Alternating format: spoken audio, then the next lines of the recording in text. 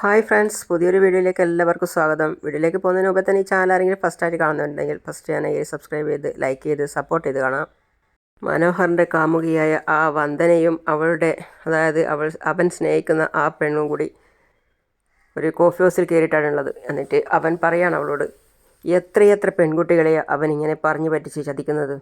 അപ്പോൾ അവൾ പറയാണ്, അങ്ങനെയുള്ളവൻ കാരണം നമുക്ക് പ്രയോജനം ഉണ്ടായല്ലോ, അതുകൊണ്ട് തന്നെ നമുക്ക് പരിചയപ്പെടാനും അടുക്കാനും പറ്റി. ഇനി അതിനവനോട് നന്ദി പറയണം. ഒരിക്കലും അവനോടല്ല നന്ദി പറയേണ്ടത്, അവൻ്റെ ഭാര്യമാരായ പെൺകുട്ടികളോടും ആ കല്യാണിയച്ചോടുമാണ്. അപ്പോഴേക്കും മനോഹറിൻ്റെ മെസ്സേജ് വന്നിരുന്നു. അപ്പോൾ അവൾ പറയാണ്, ദേ അവൻ്റെ മെസ്സേജാ, ഒന്ന് കാണാൻ പറ്റുമോ, ഞാൻ പാർക്കിലുണ്ടാവും. ആ ചെല്ല്, ഇനിയിപ്പോൾ വേഷം മാറി പോകണം. അവൻ ഷോപ്പിംഗ് കോംപ്ലക്സിലേക്കല്ലേ പോയത്, ഗിഫ്റ്റ് വാങ്ങിയിട്ടായിരിക്കും അപ്പോൾ വിളിക്കുന്നത്. മിക്കവാറും സാരിയായിരിക്കും, എങ്കിൽ ഞാനത് നിനക്ക് തരും. അവൻ തരുന്ന എല്ലാ ഗിഫ്റ്റും നിനക്കുള്ളതാ.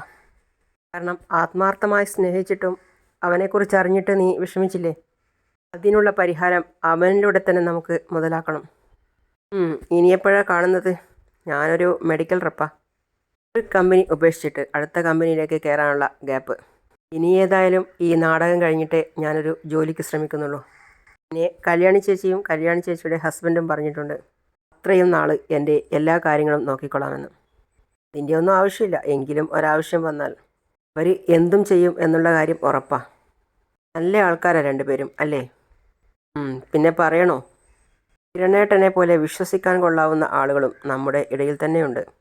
പക്ഷേ അവരെ തിരഞ്ഞെടുക്കാൻ നമ്മൾ മിടുക്ക് കാണിക്കണം എന്ന് മാത്രം. അങ്ങനെ ഒരാളെ ഞാനിപ്പോൾ തിരഞ്ഞെടുത്തല്ലോ. ശരി മോളെ, ഞാൻ അവനെ ഒന്ന് കണ്ടിട്ട് നിന്നെ വിളിക്കാം. ശരി. അപ്പോഴേക്കും മനോഹർ കാത്തിരിക്കുകയാണ് വന്ദനയെ. അപ്പോഴേക്കും ആൺവേഷമൊക്കെ മാറ്റി പെൺവേഷമൊക്കെ ധരിച്ച് വന്ദനയായിട്ട് മനോഹറിൻ്റെ അടുത്തേക്കെത്തി. ഞാൻ ബുദ്ധിമുട്ടിച്ചോ? മനോഹർ ചോദിക്കുക. എനിക്ക് കുറച്ച് പർച്ചേസ് ഉണ്ടായിരുന്നേ, ടെക്സ്റ്റൈൽസിൽ കയറി 2 സാരി വാങ്ങിച്ചു. ഇതൊന്ന് പിടിച്ച്. അപ്പോഴേക്കും അവൻ ആക്ഷൻ കാണിക്കുകയാണ്. ഇപ്പോൾ ഇതൊക്കെ വേണമെന്നാണോ ചോദിച്ചത്? അതിന് വേണ്ടിയല്ലേ ഞാൻ വിളിച്ചത്. സന്തോഷത്തോടെ ഒരാൾ ഒരു ഗിഫ്റ്റ് തരുമ്പോൾ ഇതിനേക്കാൾ സന്തോഷത്തോടെ വേണം അത് വാങ്ങാൻ. പിടിച്ച്. വിവാഹം കഴിഞ്ഞിട്ടില്ല, നമ്മൾ ഒന്നിച്ചിട്ടോ ഇല്ല, അങ്ങനെയുള്ള തോന്നലൊന്നും വേണ്ട. എന്താവശ്യമുണ്ടെങ്കിലും ഞാനത് തന്നിരിക്കും. അവൾ തലകൊണ്ട് ആക്ഷനായിട്ട് കാണിച്ചു കൊടുക്കുകയാണ്. അവൾ വീണ്ടും ഓരോരോ ആക്ഷൻ കാണിക്കുകയാണ്. അപ്പോൾ മനോഹർ പറയാണ്, എന്താ മനസ്സിലായില്ല? ഓ വീട്ടിലേക്ക് വരാൻ അച്ഛൻ പറഞ്ഞു എന്നാണോ പറയുന്നത്? എന്തിനാ വരുന്നത്? മരുമോനാക്കാൻ പോകുന്ന പയ്യനെ കുട്ടിയുടെ അച്ഛൻ വീട്ടിലേക്ക് വിളിക്കുന്നത് എന്തിനാണെന്ന് പെൺകുട്ടിക്ക് അറിയില്ല അല്ലേ? അവൾ ആക്ഷനായിട്ട് പറയാണ്, ഇല്ലാന്ന്. അപ്പോൾ അവൻ പറയാണ്, എന്തെങ്കിലും കാര്യമില്ലാതെ എന്നെ വിളിപ്പിക്കില്ലല്ലോ വീട്ടിലേക്ക്. ഞാൻ ഏതായാലും നാളെ രാവിലെ തന്നെ വന്നേക്കാം. പിന്നെ എനിക്ക് 1-2 ആവശ്യങ്ങളുണ്ട്. എനിക്കെന്തെങ്കിലും അത്യാവശ്യമുണ്ടെങ്കിൽ വിളിച്ച് പറയാം. പിന്നെ ഒരു കാര്യം, ഞാൻ വരുമ്പോൾ ഈ സാരി ഉടുത്തുകൊണ്ട് വേണം ഇറങ്ങി വരാൻ. 2 സാരിയിൽ വന്ദനയ്ക്ക് ഏതാണോ ഇഷ്ടപ്പെട്ടതെന്ന് വെച്ചാൽ അത് വേണം ഉടുത്തിട്ട് വരാൻ. വീണ്ടും അവൾ ആക്ഷൻ കാണിക്കുകയാണ്. അപ്പോൾ മനു പറയാണ്, ഓ 2ഉം ഉടുത്തിട്ട് കാണിക്കാമെന്ന് അല്ലേ?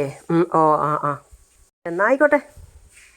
എൻ്റെ വന്ദനയെ എത്ര സമയം കണ്ടാലും എനിക്ക് മതിയാവില്ല.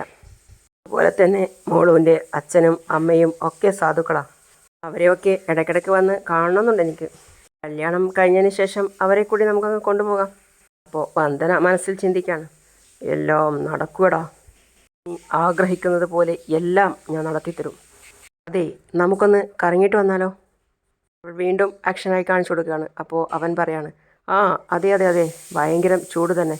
എന്നാൽ പിന്നെ കുറച്ച് സമയം നമുക്ക് അങ്ങോട്ടിരിക്കാം. അപ്പോഴേക്കും അവിടെ ഓരോരുത്തരും ഫോട്ടോ എടുക്കാൻ വേണ്ടി വന്നിട്ടുണ്ടായിരുന്നു. അപ്പം മനോഹർ പറയാണ്, ശല്യം. അധികം ആരും ഇല്ലാത്തടത്ത് പോയിട്ട് പറയാണ്, ഇരിക്ക്. അങ്ങനെ 2 പേരും ഇരുന്നു. ആരുമില്ലല്ലോ എന്ന് മനസ്സിൽ ചിന്തിച്ചിട്ട് അവൻ ഒന്നുകൂടി അടുത്തോട്ടിരുന്നു. എന്നിട്ട് അവനോട് ചോദിക്കുകയാണ്, ഒന്ന് തൊട്ടോട്ടെ? മനോഹർ എന്നിട്ട് അവനെ കെട്ടിപ്പിടിക്കുകയാണ്. ഇങ്ങനെ മോളെ ചേർത്ത് പിടിച്ചിരിക്കുമ്പോൾ എനിക്ക് വല്ലാത്തൊരു ആത്മവിശ്വാസം തോന്നുന്നു. അതിന് ഞാൻ ദൈവത്തോട് നന്ദി പറയാം. ഞാൻ കാത്തിരുന്ന ആളെ തന്നെ ദൈവം എൻ്റെ കൺമുന്നിൽ കൊണ്ട് തന്നല്ലോ. അവൻ പിന്നെ മനോഹറിൻ്റെ അടുത്തിരുന്നത് കൊണ്ട് തന്നെ ഓരോന്നും മനോഹർ കാണാതെ ആക്ഷനായിട്ട് കാണിക്കുകയാണ്. പിന്നെ കാണിക്കുന്നത് കല്യാണിയെയും കിരണിനെയുമാണ്. അപ്പോഴാണ് അതിനകത്തുള്ള ബെല്ലടിച്ചത്. അപ്പോൾ കല്യാണിയോട് കിരൺ പറയാണ് ആരാണെന്ന് നോക്കാൻ. കിരൺ വേണ്ട സ്ഥിതിയിൽ മാറ്റങ്ങളൊക്കെ വരുത്തുകയാണ്. അപ്പോൾ വന്നത് മറ്റാരുമല്ല, കല്യാണിയുടെ അമ്മുമ്മയായിരുന്നു. ആ മോളെ, എങ്ങനെയുണ്ട് മോളെ എൻ്റെ കുഞ്ഞിന്? വാ എന്ന് വിളിച്ച് കല്യാണി കിരണിൻ്റെ അടുത്തോട്ട് കൊണ്ടുപോയി. അയ്യോ, എന്തൊരു കിടപ്പാ മോളെ ഇത്. ഓർമ്മയൊക്കെ പോയി, ആരെയും തിരിച്ചറിയാൻ പറ്റുന്നില്ല അമ്മൂമ്മേ. എൻ്റെ ദൈവമേ, എന്തൊരു കാഴ്ചയാണ് കാണുന്നത് ഞാൻ. ആരാ ഇത് ചെയ്തതെന്ന് അറിഞ്ഞോ മോളെ? ഇല്ല. കിരണേട്ടൻ്റെ അച്ഛനും അമ്മയും ഒന്നിച്ചത് അയാളുണ്ടല്ലോ, ആ സരിയുവിൻ്റെ അച്ഛൻ. അയാൾക്ക് വലിയ ദേഷ്യം ഉണ്ടാക്കിയിട്ടുണ്ടായിരുന്നു. അതുപോലെ തന്നെ ഇടയ്ക്ക് അമ്മൂമ്മ വിളിച്ചപ്പോൾ നടന്ന കാര്യങ്ങളൊക്കെ ഞാൻ പറഞ്ഞിരുന്നല്ലോ. പറഞ്ഞു. ബകാസുരനും വിക്രമും അവൻ്റെ അച്ഛനും ഒക്കെ മോൻ്റെ അച്ഛൻ മരിച്ചെന്നറിഞ്ഞ് അവിടെ വന്നപ്പോൾ ആ കാഴ്ച കാണാൻ പറ്റിയില്ല. അതിൻ്റെ ദേഷ്യം മൂന്നെണ്ണത്തിനും ഉണ്ടായിരുന്നു എന്ന് മോൾ എന്നോട് പറഞ്ഞായിരുന്നു. അല്ല, ഞാൻ മോളോട് തിരിച്ചൊരു കാര്യം പറഞ്ഞത് മോൾ ഓർക്കുന്നുണ്ടോ? ഉറപ്പായിട്ടും ചവിട്ടേറ്റ പാമ്പുകൾ തിരിഞ്ഞുകൊത്തും എന്ന് ഞാൻ പറഞ്ഞില്ലേ? സത്യം പറയാലോ, കല്യാണി മോളുടെ കാര്യം പറഞ്ഞിട്ട് സായാഹ്നത്തിൽ ഞാനുൾപ്പെടെ എല്ലാവരും മോൾക്കും മോനും കുടുംബത്തിനും വേണ്ടി പ്രാർത്ഥിച്ചതാ. എന്നിട്ടും ഈ ഗതി വന്നല്ലോ. കുഴപ്പമില്ല അമ്മമ്മേ, ഇതുപോലെ ഏതെല്ലാം സാഹചര്യത്തിൽ കൂടി ഞാൻ കിടന്നു വന്നിട്ടുണ്ട്. അവിടെയൊക്കെ ദൈവം തുണയായി നിന്നിട്ടുണ്ട്. ഇനിയും അങ്ങനെയായിരിക്കും മോളെ. നിങ്ങളെ ചതിച്ചവരൊന്നും രക്ഷപ്പെടാൻ പോകുന്നില്ല. ഇനിയും ആ ദുഷ്ടന്മാരൊക്കെ സ്നേഹം നടിച്ചുകൊണ്ട് വരും.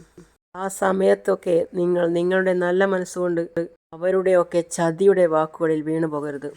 അങ്ങനെ വീണാൽ പിന്നെ എഴുന്നേറ്റ് നടക്കാൻ കഴിയില്ല മോളെ. അതുകൊണ്ടാണ് അമ്മൂമ്മ പറയുന്നത്. എനിക്കറിയാം അമ്മൂമ്മേ, ഇനി ഏതായാലും ചതി പറ്റാൻ പോകുന്നില്ല. വിക്രത്തിൻ്റെ കാര്യം പോട്ടെ മോളെ, ഞാൻ കൈവിട്ട് കളഞ്ഞ അവൻ മാറേണ്ടതാ. ആ പ്രകാശൻ, അവന് പോലും വീണ്ടു വിചാരമില്ല. ഇനി മോൻ തന്നെ അച്ഛൻ്റെ തലക്കടിച്ച് കൊല്ലാതിരുന്നാൽ കൊള്ളാം. അമ്മമ്മ കൈപിടിച്ച് കിരണിനെ മുത്തൊക്കെ കൊടുത്തിട്ട് പറയാണ്, മോനെ ഒന്നും സംഭവിക്കില്ല കേട്ടോ. അമ്മമ്മ പ്രാർത്ഥിക്കാം മോനെ. കുറേ ദുഷ്ടന്മാർക്ക് വേണ്ടി കണ്ണീരൊഴുക്കി പ്രാർത്ഥിച്ചിട്ടുണ്ട്.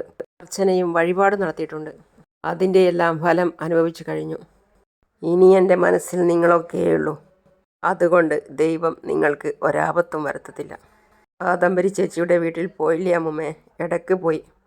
അവർ ഈ വിവരമൊന്നും അറിഞ്ഞില്ലേ? ഇല്ല, അവരോട് പറഞ്ഞില്ല. പറഞ്ഞു കഴിഞ്ഞാൽ പ്രസവിച്ച് കിടക്കുകയല്ലേ. കുഞ്ഞിനെയും എടുത്തുകൊണ്ട് അവർ ഇങ്ങോട്ട് വരും. അതുകൊണ്ടാണ് പറയാത്തത്. ഞാൻ കാദംബരിയുടെ വീട്ടിലേക്ക് പോകുമ്പോൾ പറയാം മോളെ. എന്നിട്ട് രതീഷിനെ പറഞ്ഞു വിടാം. പോയിട്ട് വരാം മോളെ. അമ്മൂമ്മ കെട്ടിപ്പിടിച്ച് സങ്കടത്തോടെ മോനെ എന്ന് വിളിച്ചു. അപ്പോൾ കല്യാണി അമ്മമ്മ പോയിട്ട് വാ. കിരൺ അപ്പോൾ അവർ പോയി കഴിഞ്ഞപ്പോൾ കല്യാണിയോട് പറയാണ്, കല്യാണി, നിൻ്റെ അമ്മൂമ്മയുടെ മാറ്റം നല്ല മാറ്റമാണ്. ഇനി അവർ പഴയതുപോലെ തിരിച്ചു പോവില്ല. എങ്കിലും അവരുടെ മുമ്പിലും നമ്മൾ ഈ നില തുടരുന്നതാണ് നല്ലത്. അതെ എന്ന് പറയാണ് കല്യാണി. വിക്രം എല്ലാവർക്കും ചായ കാച്ചി ഒഴിക്കുകയാണ്. ഇന്നാങ്കിളെ എന്ന് പറഞ്ഞ് അങ്കിളിനും പ്രകാശനൊക്കെ കൊടുക്കുകയാണ്. ഇത് പോലീസ് കേസ് ആയില്ലെന്നാണ് തോന്നുന്നത്. ഇല്ലെങ്കിൽ പോലീസ് അന്വേഷിച്ച് വന്നേനെ, രാഹുൽ പറയാം.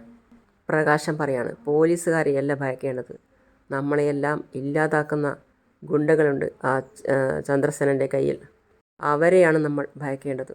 അപ്പോൾ രാഹുൽ പറയാണ്, എനിക്കിനി ഒരാളെയും ഭയമില്ലടാ, ഒരുത്തനെയും എനിക്ക് ഭയമില്ല.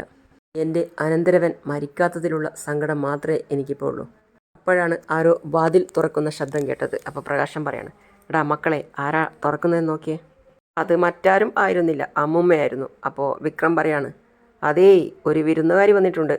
എന്തിനാണോ എന്തോ ഇങ്ങോട്ട് വരുന്നത്. അപ്പോൾ പ്രകാശൻ പോയിട്ട് ചോദിക്കുകയാണ്, ആരാണ് മോനെ? അച്ഛൻ്റെ അമ്മ തന്നെ. അതിൽ തുറന്നു കൊടുത്തിട്ട് വിക്രം ചോദിക്കുകയാണ്, എന്തിനാ ഇങ്ങോട്ട് വന്നത്? ആരെ കാണാനാ? ചോദിച്ചതും അപ്പം തന്നെ അമ്മൂമ്മ കിരണിൻ്റെ വിക്രത്തിൻ്റെ ചെകിട്ടത്തൊന്ന് പൊട്ടിച്ചു കൊടുത്തു. എന്തിനാ അമ്മൂമ്മ എന്നെ അടിച്ചത്? എന്തിനാണെന്നോ, നീയും അവനും കൂടെ ചേർന്നല്ലേ ആ പാവപ്പെട്ട ചെറുക്കനെ ഈ അവസ്ഥയിൽ എത്തിച്ചത്. ആ കൊച്ചിനെ ഇപ്പോൾ ആരെയും കണ്ടാൽ തിരിച്ചറിയാൻ കഴിയുന്നില്ല. ജഡം കണക്കാ കൊച്ചൻ കിടക്കുന്നത്. വിക്രം ചിരിച്ചുകൊണ്ട് പറയാണ്, അങ്ങനെ കിടക്കുന്നെങ്കിൽ കണക്കായിപ്പോയി. ഇനി ഞങ്ങളെ ചോദ്യം ചെയ്തിട്ട് കാര്യമൊന്നുമില്ല. ഞങ്ങളല്ല പ്രതികൾ ആരായിരുന്നാലും ശരി, നീയൊക്കെ ഇനി പുറത്തിറങ്ങിയാലുണ്ടല്ലോ നിൻ്റെയൊക്കെ അവസാനമായിരിക്കും. പ്രകാശൻ, അവസാനമാണെങ്കിൽ അവസാനം ആയിക്കോട്ടെ അമ്മേ, ചെയ്യാത്ത കുറ്റത്തിന് ആണെങ്കിലും എന്ത് ശിക്ഷയും അനുഭവിക്കാൻ ഞങ്ങൾ തയ്യാറാണ്. അമ്മയ്ക്കൊരു കാര്യം അറിയോ? അമ്മ എന്നെ വിട്ടുപോയതിന് ശേഷം എനിക്ക് മനസ്സമാധാനമുണ്ടോ? നാഥനില്ലാതായിപ്പോയില്ലേ ഞങ്ങൾ രണ്ടുപേരും. എൻ്റെ കോലം കണ്ടില്ലേ? മുടിയൊക്കെ വെട്ടിക്കളഞ്ഞ് ഞാൻ എൻ്റെ സന്തോഷം ആഘോഷിക്കുക. അമ്മ പോയതിൻ്റെ സന്തോഷം.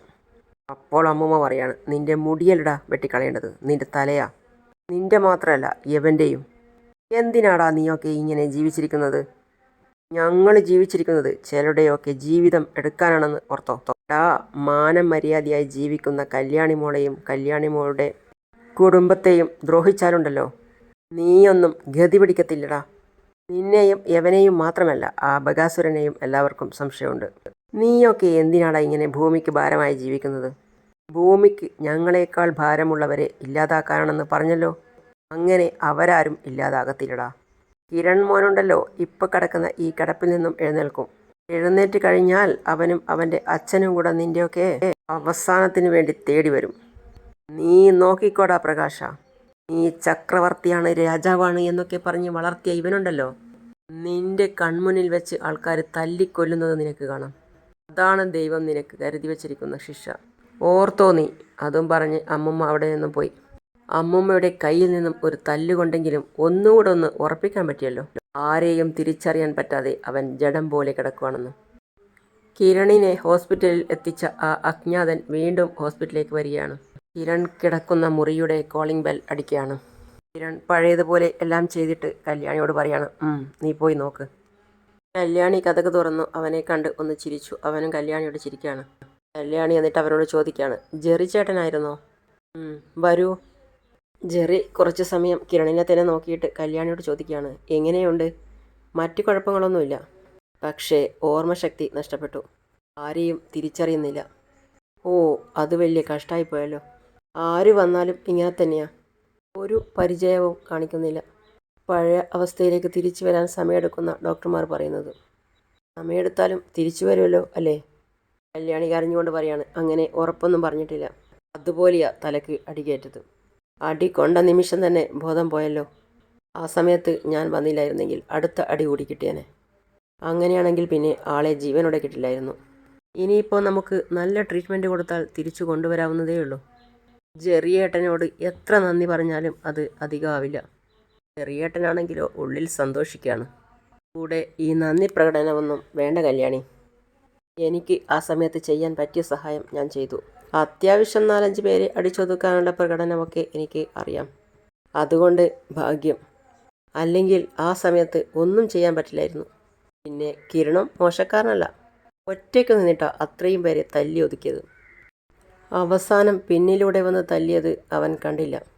കല്യാണി പറയാം, ജെറിയേട്ടൻ്റെ ഫോൺ നമ്പർ ഒന്ന് തരണേ. എന്തെങ്കിലും ഇമ്പ്രൂവ്മെൻ്റ് ഉണ്ടെങ്കിൽ ഞാൻ വിളിച്ച് പറയാം. അതുമാത്രമല്ല, കിരണേട്ടന് ഇത്രയും വലിയൊരു സഹായം ചെയ്ത ആളല്ലേ. അതുകൊണ്ട് ഇനി ഒരിക്കലും ജെറിയേട്ടനെ നമുക്ക് മറക്കാൻ കഴിയില്ല. അപ്പോൾ തന്നെ കല്യാണി ഫോൺ കൊടുത്തു. അപ്പോൾ അവൻ മനസ്സിൽ ചിന്തിക്കുകയാണ്, നമ്പർ മാറ്റി കൊടുക്കാം, അതാണ് ഇപ്പോൾ നല്ലത്. അവൻ വേറെ ഏതോ നമ്പർ അടിച്ച് ഫോൺ കൊടുത്തു. എന്നാൽ പിന്നെ ഞാൻ ബുദ്ധിമുട്ടിക്കുന്നില്ല, ഞാൻ ഇടയ്ക്ക് വരാം. ജെറിയേട്ടൻ വരുന്നത് ഞങ്ങൾക്കൊരു ബുദ്ധിമുട്ടല്ല. ഇവിടുന്ന് ഡിസ്ചാർജ് ആയി കഴിഞ്ഞാൽ വീട്ടിലേക്കൊക്കെ വരണം. അഡ്രസ്സൊക്കെ ഞാൻ പറഞ്ഞു തരാം. ഓ ആയിക്കോട്ടെ. അവൻ അവിടെ നിന്ന് എന്തൊക്കെയോ ആക്ഷനൊക്കെ കാണിക്കുകയാണ്. അതിനുശേഷം ശരി, ഓക്കെ. ജെറി എന്തൊക്കെയോ മനസ്സിൽ ആലോചിച്ച് ചിന്തിച്ചു കൂട്ടി കതക് തുറന്ന് പുറത്തേക്കിറങ്ങാണ്. കല്യാണി പറയുകയാണ്, എന്നിട്ട് ജെറിയേട്ടൻ സഹായിച്ചതല്ലേ, അയാളോട് സത്യം പറയായിരുന്നു അല്ലേ കിരണേട്ടാ? തൽക്കാലം നമുക്ക് വളരെ അടുപ്പം ഉള്ളവരോട് മാത്രം സത്യം പറഞ്ഞാൽ മതിയെന്ന് നമ്മൾ തീരുമാനിച്ചതല്ലേ. ജെറിയോടും സാവകാശം പറയാം. എന്നാൽ അത് മതി. കല്യാണി പറയാണ്, ഒരു കാര്യം ഉറപ്പാ, കിരണേട്ടനെ പോലെ നന്മയുള്ളൊരു ചെറുപ്പക്കാരനാണ്. ഒക്കെ ജെറി പുറത്തു നിന്ന് കേൾക്കുന്നുണ്ടായിരുന്നു. എല്ലാം കേട്ട് കഴിഞ്ഞ് ജെറി ഒരു വിമ്മിട്ടത്തോടു കൂടി കൈ രണ്ടും ചേർത്ത് പിടിക്കുകയാണ്. അങ്ങനെയാണ് ഇന്നത്തെ ഭാഗം അവസാനിക്കുന്നത്. അടുത്ത പുതിയ വിശേഷമായിട്ട് വീണ്ടും കാണാം. അതുവരെ ഈ ചാനൽ ആദ്യമായിട്ട് കാണുന്ന ആരെങ്കിലും ആണെങ്കിൽ സബ്സ്ക്രൈബ് ചെയ്ത് ലൈക്ക് ചെയ്ത് സപ്പോർട്ട് ചെയ്ത് കാണാം. അടുത്ത പുതിയ വിശേഷമായിട്ട് വീണ്ടും വരുന്നതിലേക്കും സീ യു ഓൾ.